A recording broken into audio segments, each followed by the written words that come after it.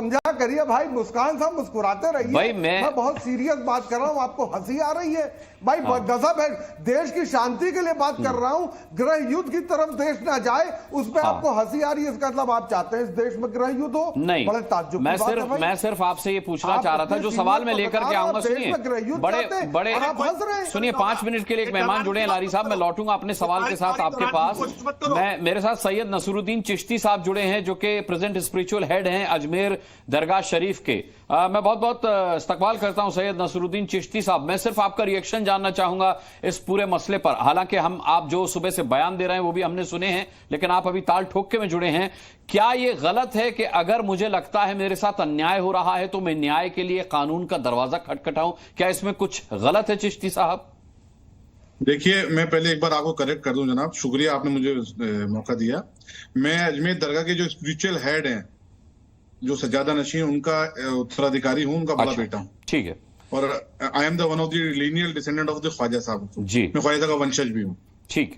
आपने जो सवाल किया, देखिए न्यायालय में जाने का सबको अधिकार है, और जो पीड़ित होता है वही न्यायालय की तरफ जाता है, और न्यायालय में वाद प्रस्तुत करने का सबको अधिकार है, कोई मनादी नहीं है। न्यायालय वाद सुनता है, अगर उचित समझता है, और संबंधित पार्टी को नोटिस जारी करता है, जिससे इस मैटर में हुआ है। एक तो मैं आपके चैनल के माध्यम से स्पष्ट कर दूं, आज कल मैं कुछ पॉलिटिकल लीडर्स के बयान सुन रहा था, वो तो सर्वे तक पहुंच गए थे, उनको यही नहीं मालूम कि अजमेर अदालत में हुआ क्या है।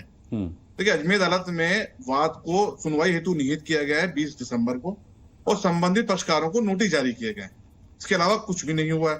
तो एक देश में जो मैसेज आ रहा है गलत, वो गलत है। पहले तो मैं आपके चैनल के माध्यम से सबको मैसेज देना चाहता हूँ, और अदालत का हम सम्मान करते हैं। अदालत की लड़ाई अदालत के कानून के हिसाब से ही लड़ी जाएगी। हमें इसमें पक्षकार नहीं बनाया गया। तीनों जो पार्टी हैं वो किसी न किसी तरह के सरकार की ही रूप है। दरगाह कमेटी भी माइनॉरिटी मिनिस्ट्री का विंग है, उसको पार्टी बनाया गया है। उचित समझे, हम लोग हो सकता है पार्टी बने इसके अंदर, अगर हम उचित समझेंगे तो जी। लेकिन अदालत में जाएं, अदालत में वाद प्रस्तुत भी होते हैं, वाद खारिज भी होते हैं। मैं आपको जो ये किताब की बुनियाद पे गए ना, तो ये क्या है, अपने शायद हिस्टोरिकल फैक्ट से करेक्ट करके नहीं गए। ये गवर्नमेंट ऑफ इंडिया की इंक्वायरी कमेटी रिपोर्ट मेरे हाथ में 1950 की, जस्टिस गुलाम हसन, जो इलाहाबाद हाईकोर्ट के सिटिंग जज थे। दरगाह ख्वाजा साहब एक्ट बन रहा था, act number 36 1955 government of India बनाने जा रही थी। उससे पहले उन्होंने माल एडमिनिस्ट्रेशन की इंक्वायरी कराई थी पूरी दरगाह की, कि लोगों को अच्छी सहूलत कैसे सके, दरगाह की हिस्ट्री क्या है। इसमें हिस्ट्री पूरी लिखी हुई है गरीब नवाज की बारगाह की। मतलब गरीब नवाज के जो विशाल हुआ 1236 से लेके और 1950 तक की जी। मेरा कहना यह है कि गरीब नवाज रहमतुल्लाह का जो मजार था वो 150 से 200 साल तक तो कच्चा था। तो अब इनका जो क्लेम है, जाहिर सी बात है वहीं खत्म हो जाती है कि कच्चे मजार के नीचे क्या रखेंगे आप। एक जमीन होती है, उस जमीन के अंदर ग्राउंड में मजार बनाया जाता है, और मजार भी शरई तौर पे वहां बनता है जहां पर कोई दूसरी किसी की धार्मिक स्थल ना हो, बल्कि आपकी जमीन हो। तो ये हमारे बुजुर्गों का हमेशा मोहब्बत अमन का पैगाम गया है। हमारा मानना यह है कि ये इन चीजों से बचना चाहिए। ठीक है, आप कहां कहां ढूंढते रहेंगे।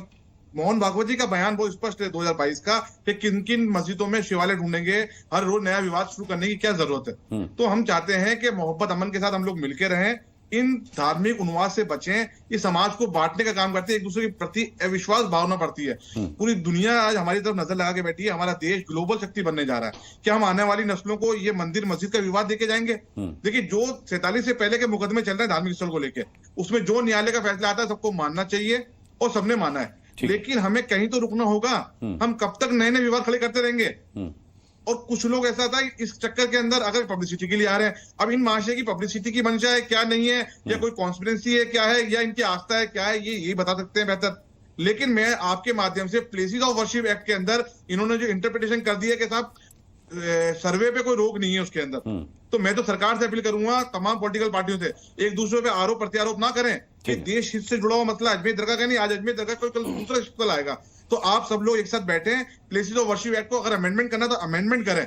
हम चाहते हैं सर्वे की जो एक नई परिपाटी डाली गई, इस पे भी रोक लगनी चाहिए। अदालत जाने का अधिकार सबको, हम मना नहीं करेंगे। अदालत की बात अदालत में ही कही जाएगी। मैं आपने जो कुछ कहा है, अजमेर दरगाह हमेशा मोहब्बत अमन का गहवारा रही है। यहाँ पर हिंदू मुस्लिम सिख ईसाई सब आते हैं। जाहिर सी बात है। सैयद नसरुद्दीन चिश्ती साहब, मैं इजाजत चाहूँ आपसे। जी, आप 5 ही मिनट के लिए जुड़े थे। मैं इजाजत देता हूं सर आपको, और आप जुड़े इसके लिए आपका बहुत बहुत शुक्रिया करता हूं। महंत बालकनाथ हमारे साथ हैं, भारतीय जनता पार्टी के विधायक।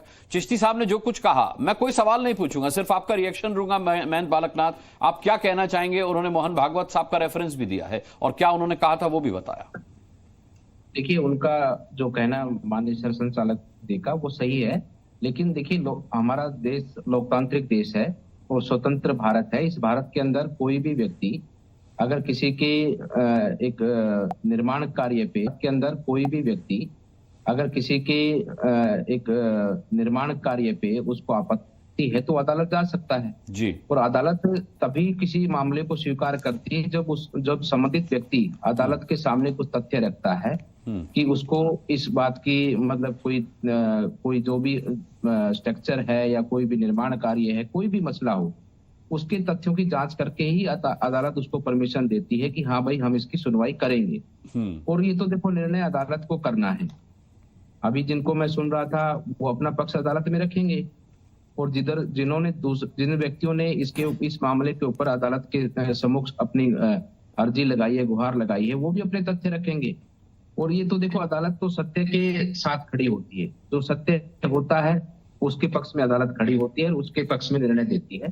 तो समय का मैं मानता हूं कि इंतजार करना चाहिए और समय का निर्णय अच्छा ही आएगा। जो सत्य है वो सबके सम्मुख उजागर होगा।